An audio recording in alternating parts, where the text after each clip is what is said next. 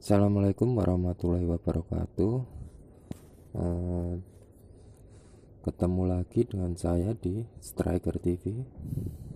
Nah, kali ini saya akan melanjutkan video yang kemarin ya, yang menerangkan tentang eskavator. Kali ini saya akan mencoba mengulas yang saya ketahui tentang instrumen panel. Dan juga saya akan menjelaskan fungsinya.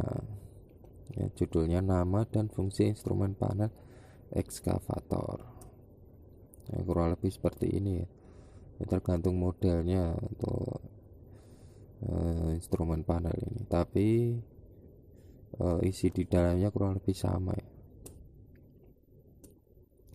Nah, gambarnya diperjelas seperti ini ya. Eh, saya akan menjelaskan satu persatu sampai akhir. Oke, langsung saja. Nah, untuk gambar yang pertama ini ya, ada di huruf A. Ini adalah simbol radiator water level monitor. Jadi monitor ini akan menyala apabila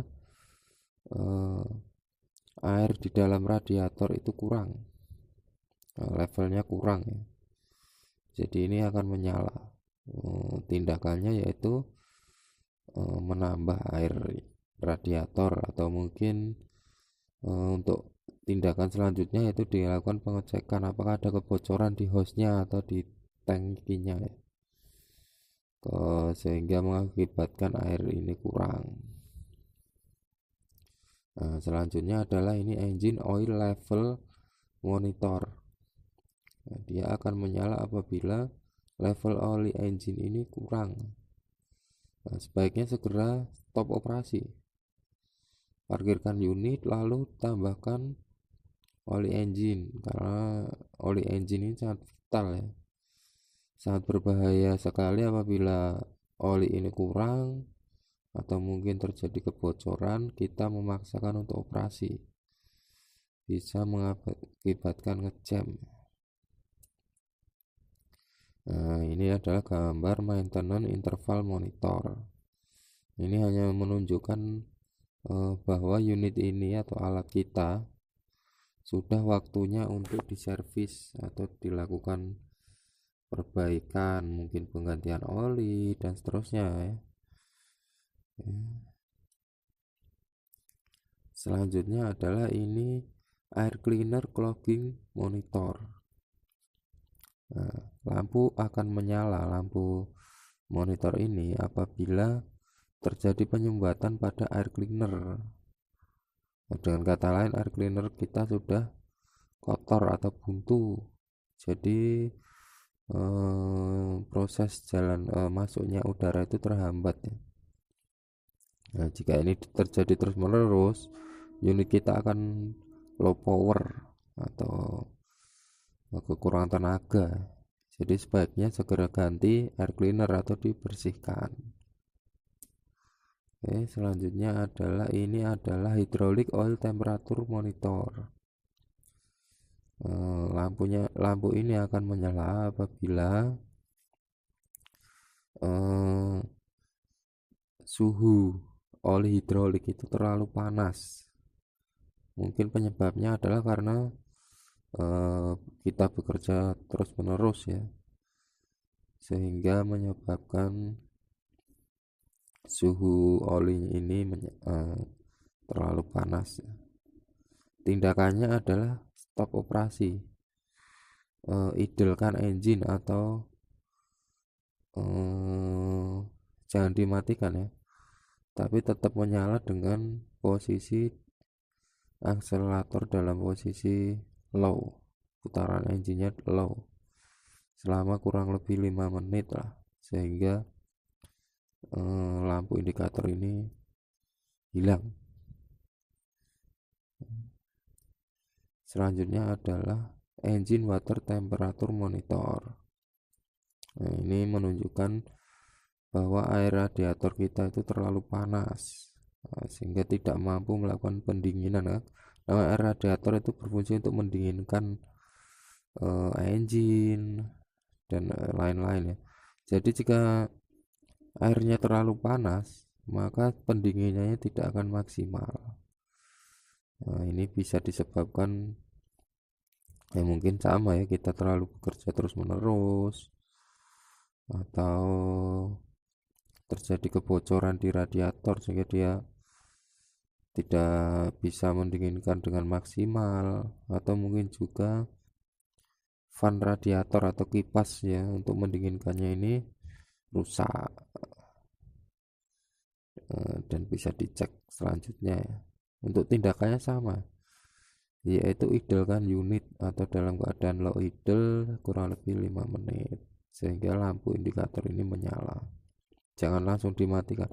Jika langsung dimatikan, maka sistem pendinginannya itu tidak akan berputar. Jadi dalam keadaan air ini masih terlalu panas dan unit langsung kita matikan, dia malah dapat mengakibatkan kerusakan. Oke, selanjutnya, nah ini adalah engine oil pressure monitor. Ini sangat perlu diketahui ya. Jika lampu ini menyala, langsung matikan unit, atau kalau kondisi memungkinkan stoplah di tempat. Karena jika engine oil pressure turun di bawah standar, ini menandakan bahwa putaran pelumasan oli ke bagian engine itu kurang, tidak bekerja maksimal. Ini bisa mengakibatkan engine kita ngejam. Wah, bisa dibayangkan jika sampai ngejam, unit harus diganti engine-nya ini. Jadi perlu diingat ya, ini kalau ini menyala langsung stop, lakukan pengecekan. Mungkin bisa penyebabnya adalah kebocoran oli atau olinya kurang, bisa jadi ya. Perlu hati-hati sekali ya. Selanjutnya ini adalah baterai charging monitor. Lampu ini akan menyala apabila terjadi keabnormalan atau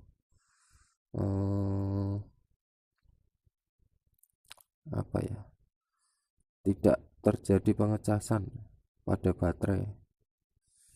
Ini tindakannya adalah matikan unit, lalu cek sistem elektrik ya, sistem pengecasan. Mungkin alternatornya rusak, atau fan beltnya kendor atau putus.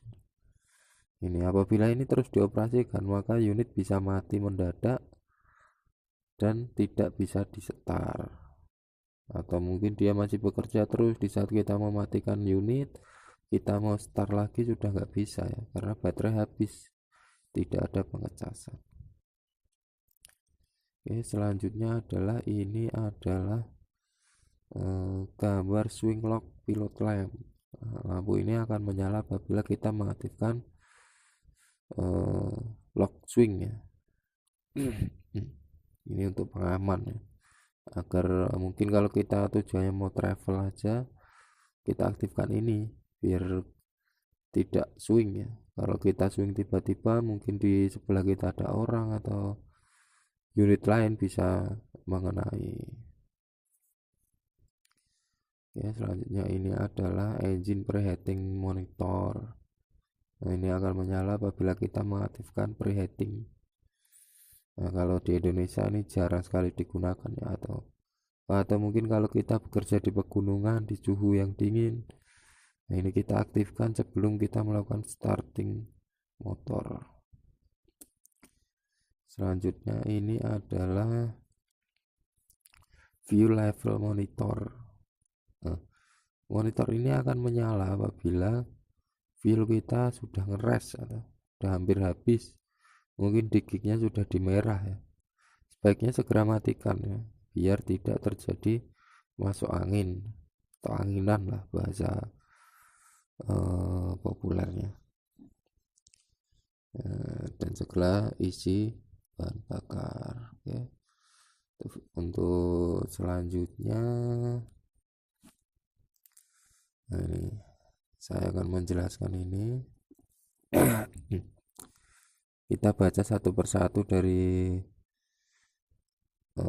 nomornya ya. Nomor 1 ini adalah yang bentuk huruf A, ini heavy duty operation mode, digunakan untuk pekerjaan yang berat. Jadi jika kita bekerja di mungkin material yang keras, untuk batuan, ya kita aktifkan ini. Oke, biar berhubungan kita mau lanjutkan yang di bawahnya ya, nomor 4 ini E. Ini nomor normal operational mode, digunakan untuk pekerjaan ringan, mungkin materialnya lembut atau pembuatan tanggul dan lain-lain ya. Yang di bawahnya yang gambar otot angkat besi ini adalah heavy duty lift mode. Ini digunakan untuk pekerjaan pengangkatan berat. Nah, switch ini untuk mengaktifkan prioritas pressure hydraulic boom. Jadi dia memprioritaskan tenaga itu di hydraulic boom. Di saat kita mungkin mengangkat benda-benda keras ya, bukan keras, benda-benda berat. Nah, di bawahnya adalah swing priority mode. Nah, ini untuk memprioritaskan tenaga ke swing. Oke, untuk yang nomor 2 ini kosong, tidak digunakan. Nomor 3 gambar matahari ini untuk mengatur kecerahan layar monitor. Yang nomor 5 ini menu, untuk masuk ke menu pada monitor. Sebelahnya untuk maintenance interval, apabila indikator maintenance tadi menyala, kita bisa mencet tombol ini. Yang di bawahnya ini adalah auto decelerator switch ya. Jadi kalau kita mengaktifkan ini, di saat unit kita bekerja di otomatis akan pada posisi high accelerator putaran engine-nya. Dan jika saat kita berhenti atau stop sejenak, otomatis putaran engine akan ke low, jadi tidak perlu kita atur lagi. Nah, untuk sebelahnya ini wiper, untuk mengaktifkan wiper. Itu yang gambar track ini berguna untuk